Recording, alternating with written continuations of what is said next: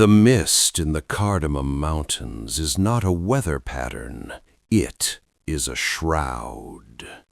Those who navigate the winding passes of Highway 55 know that the mountain has a memory, and the deeper you drive into the heart of the red soil district, the more that memory begins to bleed into the present. The legend of Neary, the woman who was betrayed for her fertile pepper plantation, has grown into something more than a ghost story.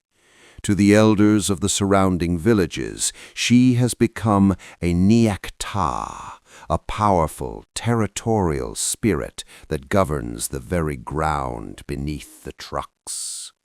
They say that when the soldiers came to bury her, the sky turned the color of a bruised plum. As the heavy red clay was shoveled over her, she didn't struggle. She simply stared at the leader of the men, a commander known for his cruelty, and smiled. It was a smile of cold, patient anticipation. Within a week, the commander began to cough up dry, red dust. Within a month, his skin had hardened into a bark-like husk. He died screaming that he was turning into a vine.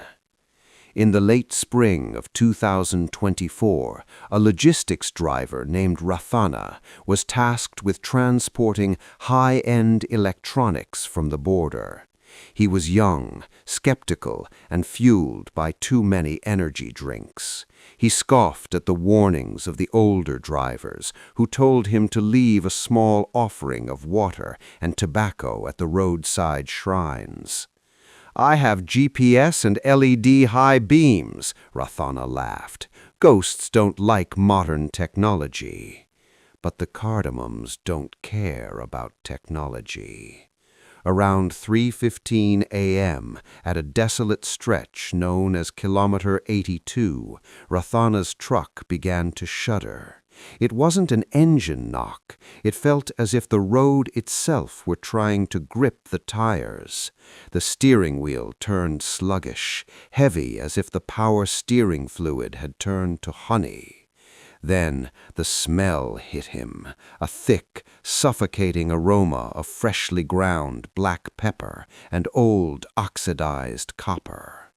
In the glow of his high beams, he saw her.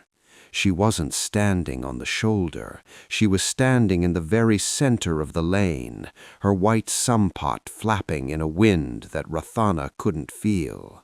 She was taller than he expected, her silhouette elongated and graceful. In her hands was the legendary clay jar, its surface etched with ancient patterns that seemed to writhe like snakes. Rathana didn't even have time to brake. One moment she was in front of the truck, the next she was sitting in the passenger seat. There was no sound of a door opening. There was no rush of air. She was simply there. "I am going home," she said. Her voice didn't sound like a woman's. It sounded like the grinding of stones, a subterranean vibration that rattled Rathana's molars. He turned to look at her, but his neck locked. He could only see her out of the corner of his eye. Her skin was the color of moonlight on water, but her fingers were stained a permanent, deep crimson. She reached out and touched the plastic dashboard. Where her fingertips grazed the material, the high-tech plastic cracked and began to sprout tiny, pale green tendrils of pepper vines. "Keep driving," she commanded.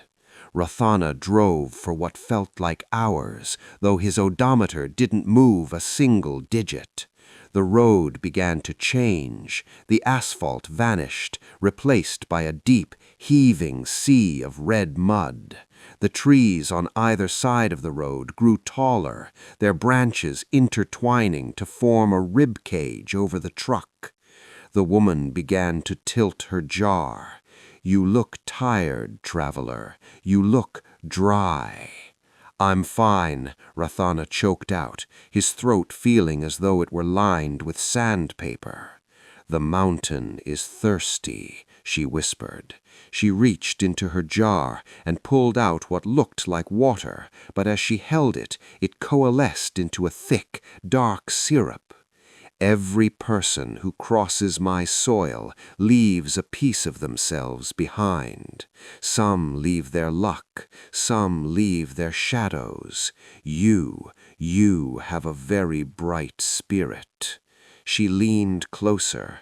Rathana could feel the cold radiating from her, a cold so intense it felt like fire. He looked down at the floorboards and saw the red mud rising. It wasn't just mud. It was filled with thousands of tiny black peppercorns that moved like insects, scurrying over his boots, biting at his ankles. When the sun finally broke through the canopy, a group of forest rangers found Rathana's truck parked in the middle of the road. The engine was still running, but the interior of the cab was a nightmare. The vines, the dashboard, the seats, and the ceiling were completely overgrown with thick, fruiting pepper vines, despite there being no sunlight or soil. The driver, Rathana, was slumped over the wheel. He wasn't dead, but he was unrecognizable. He had aged 40 years in a single night. His hair was white, and his skin was as dry and wrinkled as a sun-dried fruit. The jar. On the passenger seat sat a small clay water jar. When the rangers tried to move it, it turned to dust and blew away in the breeze.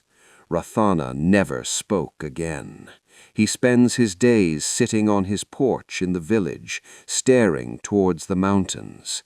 Every few hours, his family has to give him water, but no matter how much he drinks, he remains parched. His skin has a permanent red tint, and the doctors are baffled by the fact that his blood test results come back with traces of minerals found only in the deepest, most ancient layers of the cardamom soil. If you must drive through the mountains at night, do not look in your rear-view mirror when you pass the red cliffs. If you hear the sound of water splashing in the back of your vehicle, do not stop. And whatever you do, never, under any circumstances, accept a drink from a stranger in a white sampat, because once you taste the water of the Lady of the Red Soil, your soul no longer belongs to you. It belongs to the vines.